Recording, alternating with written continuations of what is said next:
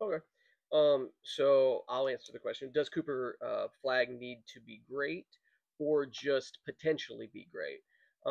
I think the answer is he just needs to potentially be great.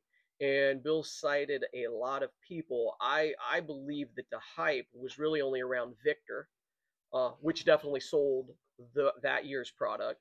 And it What, was Zion Williamson didn't have and hype? and Zion before him would be Victor's the most recent. Yeah. Zion before him, and Zion did have hype, and products sold like crazy. Hmm. We couldn't keep basketball in. He didn't live up to the hype, but it went a good 6 months before anybody realized that people were Hmm. selling cards for thousands of Yep. dollars. So Hmm. all he's got to do is have the potential, and he certainly does have the potential just as much as a Zion. Hmm. And again, I kind of think people are considering him kind of like a Luca kind of version or player. So I do think all he needs to have is the potential.